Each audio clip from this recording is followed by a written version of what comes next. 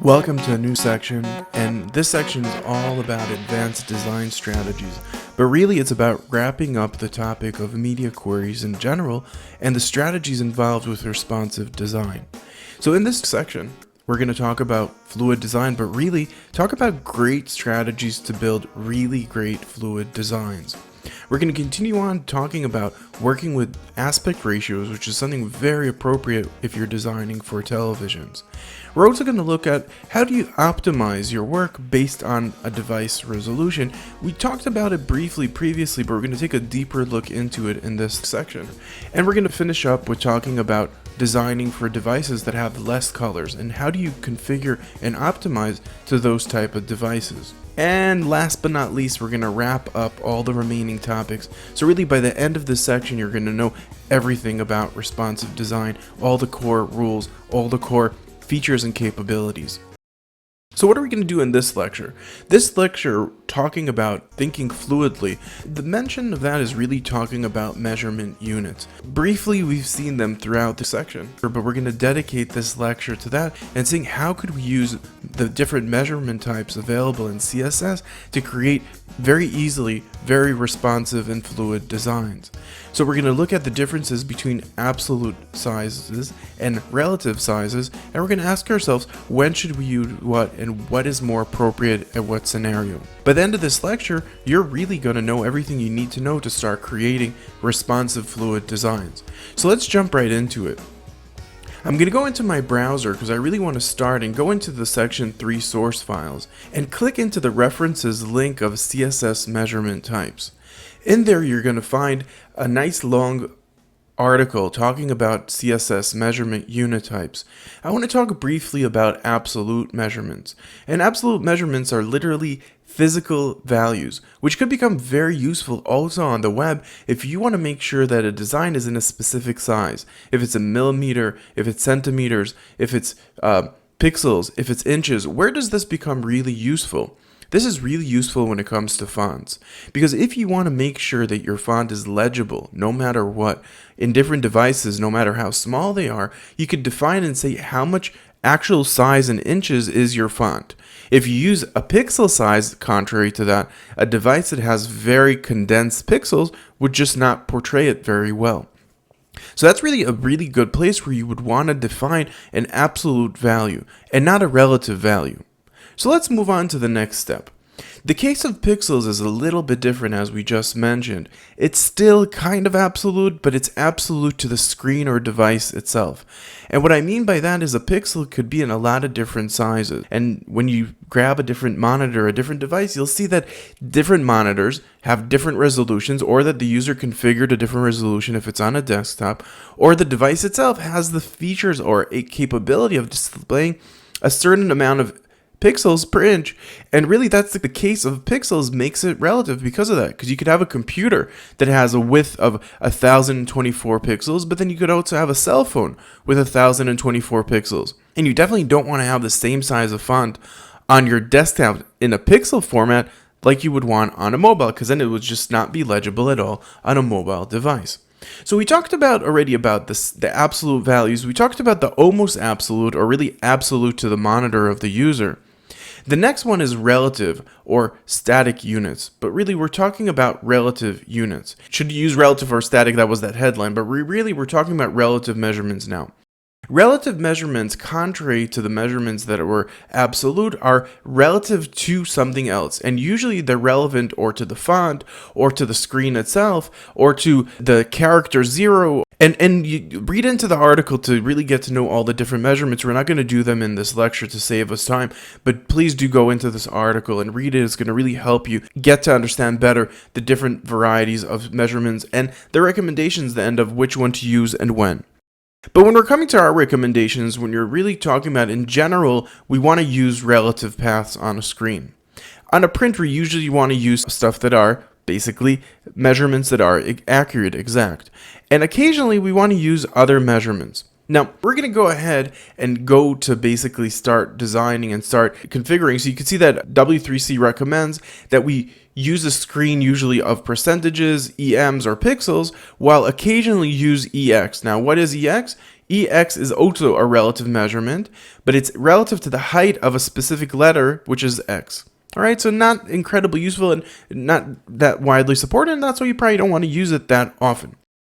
But let's go ahead and start designing our design, and I'm going to go into my source files and right into my styling. And what I want to do first is I want to define an absolute size in our body itself. Now this absolute size, I'm going to go to my font size.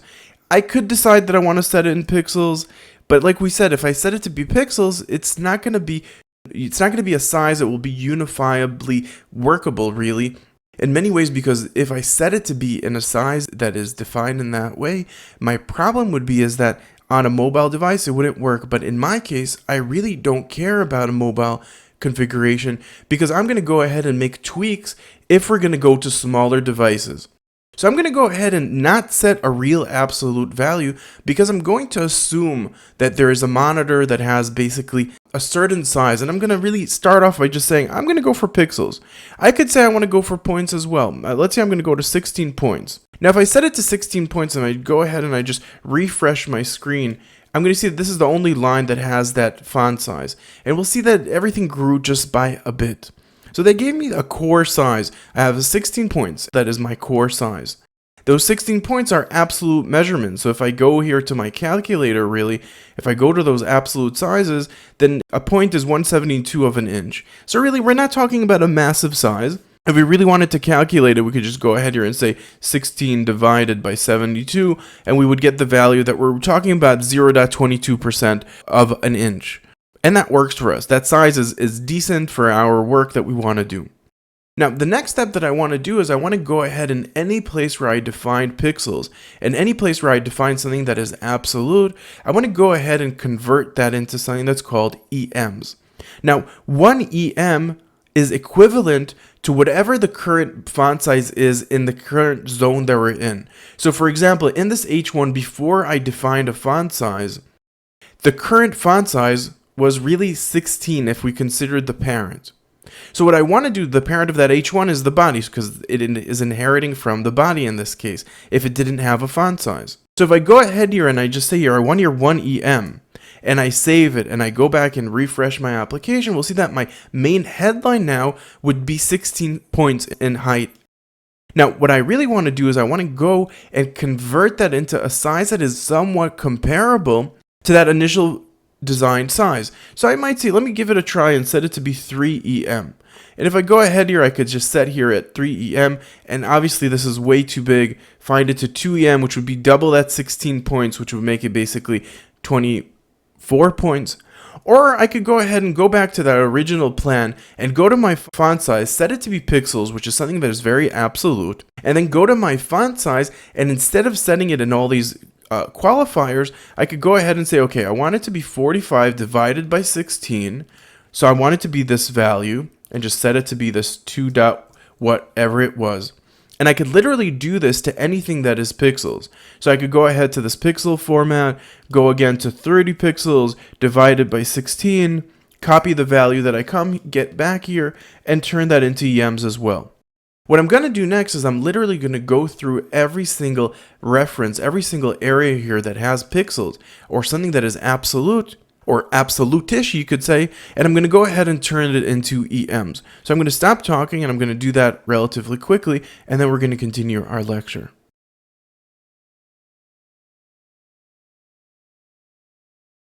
Alright, so I went ahead and I changed almost everything to EMs. There's just one more thing I want to talk about before I really complete this.